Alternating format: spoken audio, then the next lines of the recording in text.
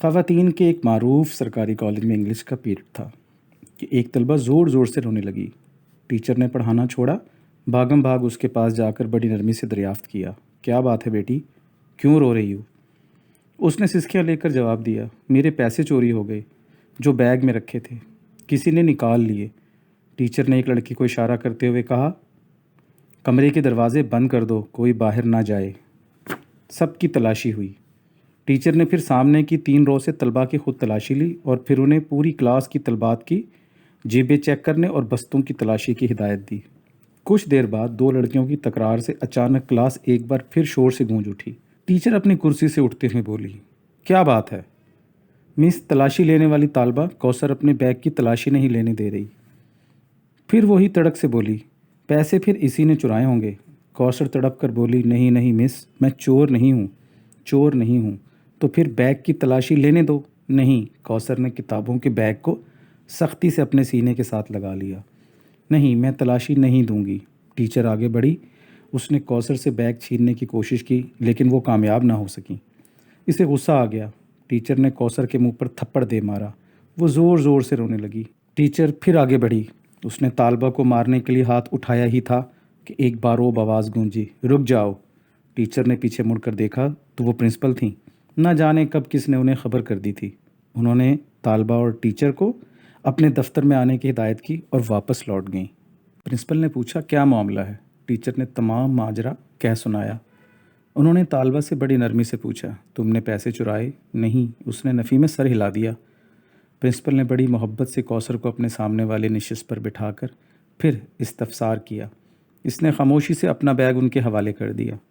Principal نے اشتیاق کے تجسس اور دھڑکتے دل کے ساتھ بیگ کھولا، مگر یہ کیا؟ کتابوں کاپیوں کے ساتھ ایک کالے رنگ کا پھولا ہوا شاپر بیگ سے باہر نکل آیا۔ طالبہ کو یوں لگا جیسے اس کا دل سینے سے باہر نکل آیا ہو۔ کوثر کی ہچکیاں بند گئیں۔ پرنسپل نے شاپر کھولا۔ اس میں ادھ کھائے برگر، سموسے، پیزے کے ٹکڑے، نان، کچھ کباب اور دہی کی چٹنی میں ڈوبی چکن کی بوٹی۔ سارا معاملہ پرنسپل کی سمجھ میں آ گیا۔ وہ کانپتے وجود کے ساتھ اٹھی، روتی ہوئی کوثر کو گلے لگا کر خود بھی رونے لگ گئیں۔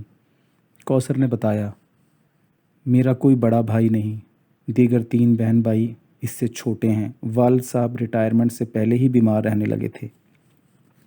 گھر میں کوئی اور کفیل نہیں ہے، پینشن سے گزارا نہیں ہوتا۔ بھوک سے مجبور ہو کر ایک دن رات کا فاقہ تھا، ناشتے میں کچھ نہ تھا۔ کالج آنے لگی تو بھوک اور نکاہت سے چلنا مشکل ہو گیا۔ میں ایک تکہ کباب کی دکان کے سامنے سے گزری تو کچرے میں کچھ نان کے ٹکڑے اور ادھ کھایا ایک چکن کا پیس پڑا دیکھا۔ بے اختیار اٹھا کر کھا لیا۔ قریبی نل سے پانی پی کر خدا کا شکر ادا کیا۔ پھر ایسا کئی مرتبہ ہوا۔ ایک دن میں دکان کے تھڑے پر بیٹھی پیٹ کا دوزخ بھر رہی تھی کہ دکان کا مالک آ گیا۔ اس نے مجھے دیکھا تو دیکھتا ہی رہ گیا۔ ندیدوں کی طرح نان اور کباب کے ٹکڑے کھاتا دیکھ کر پہلے وہ پریشان ہوا، پھر ساری بات اس کی سمجھ میں آ گئی۔ وہ ایک نیک اور ہمدرد انسان ثابت ہوا۔ میں نے اسے اپنے حالات سچ سچ بتا دیے تو اسے بہت ترس آیا۔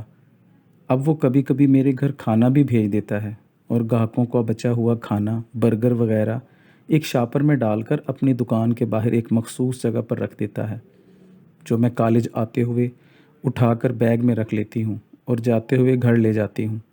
میرے امی ابو کو علم ہے، میں نے کئی مرتبہ دیکھا ہے لوگوں کا بچا کچا کھانا کھاتے وقت ان کی آنکھوں میں آنسو ہوتے ہیں۔